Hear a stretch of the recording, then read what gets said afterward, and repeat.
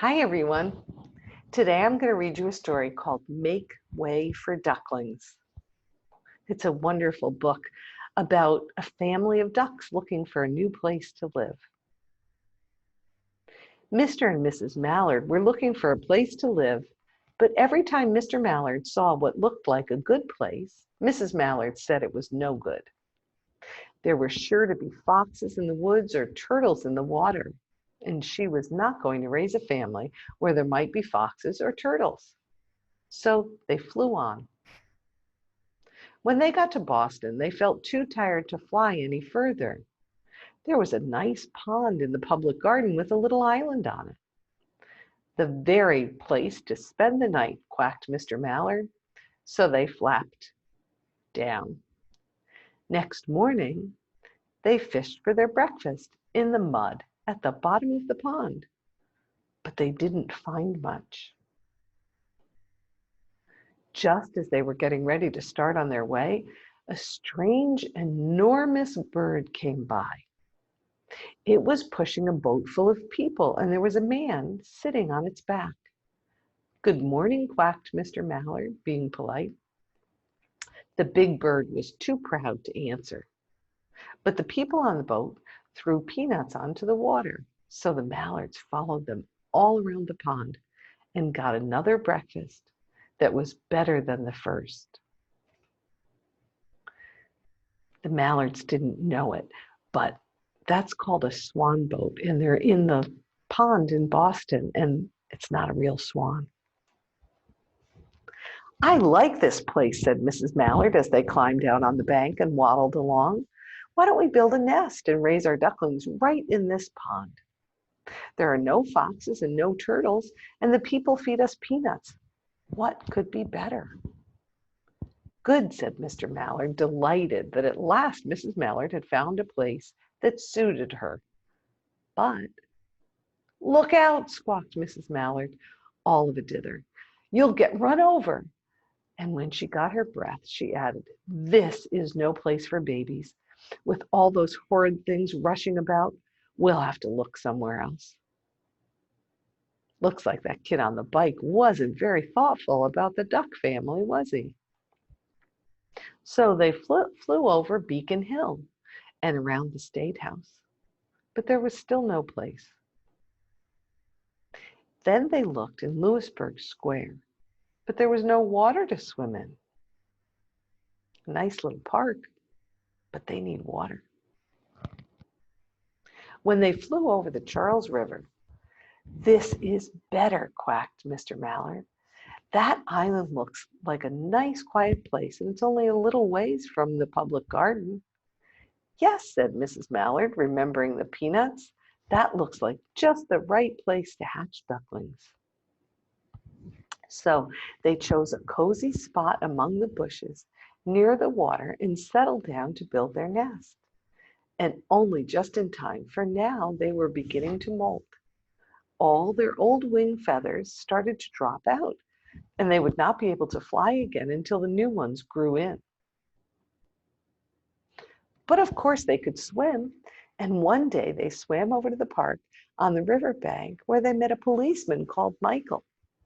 Michael fed them peanuts, and after that, the Mallards called on Michael every day. After Mrs. Mallard had laid 8 eggs in the nest, she couldn't go visit Michael anymore because she had to sit on the eggs to keep them warm.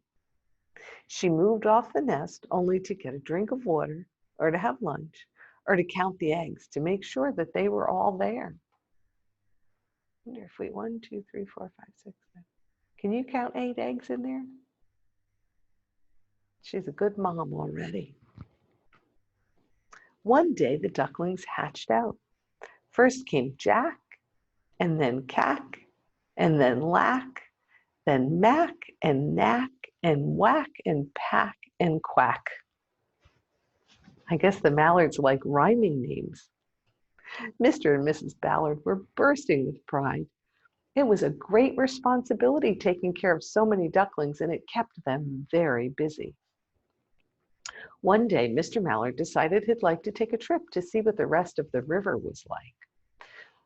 further on. So off he set. I'll meet you in a week in the public garden, he quacked over his shoulder. Take good care of the ducklings. Don't you worry, said Mrs. Mallard. I know all about bringing up children. And she did. She taught them how to swim and dive. She taught them how to walk in a line and to come when they were called and to keep a safe distance from bikes and scooters and other things with wheels. When at last she felt perfectly satisfied with them, she said one morning, "Come along, children, follow me." Before you could wink an eyelash, Jack and Cack and Lack and Mack, Knack, Whack, Pack, and Quack fell into line, just as they had been taught. Mrs. Mallard led the way into the water, and they swam behind her to the opposite bank. There they waded ashore and waddled along till they came to the highway. Mrs. Mallard stepped out to cross the road. Honk, honk went the horns in the speeding cars. Quack went Mrs. Mallard as she tumbled back again. Quack, quack, quack went Jack. Knack, lack, mack, knack. They made such a noise that Michael came running, waving his arms and blowing his whistle. Thank goodness he heard them. He planted himself in the center of the road, raised one hand to stop the traffic, and then beckoned with the other, the way policemen do, for Mrs. Mallard to cross over. As soon as Mrs. Mallard and the ducklings were safe on the other side and on their way down Mount Vernon Street, Michael rushed back to his police booth. He called Clancy at headquarters and said, "There's a family of ducks walking down the street," Clancy said. "Family of what?" "Ducks," yelled Michael. "Send a police car, quick." Meanwhile, Mrs. Mallard had reached the corner bookshop and turned onto Charles Street, with Jack, Cack, Lack, Mack, Knack, Whack, Pack, and Quack all marching in line behind her. Good little ducklings. They did just what their mom taught them, didn't they? They're so cute. Everyone stared. An old lady from Beacon Hill said, "Isn't it amazing?" And the man who swept the street said, "Well, now, ain't that nice?" And when Mrs. Mallard heard them, she was so proud. She tipped her nose up in the air and walked along with an extra swing in her waddle. When they came to the corner of Beacon Street, there was the police car with 4 policemen that Clancy had sent from the headquarters. The policemen held back the traffic so that Mrs. Mallard and the ducklings could march across the street, right on into the public garden. Inside the gate, they all turned around to say thank you to the policemen. The policemen smiled and waved goodbye. When they reached the pond and swam across to the little island, there was Mr. Mallard waiting for them, just as he'd promised. The ducklings liked the new island so much that they decided to live there. All day long, they followed the Swan Boat and ate peanuts.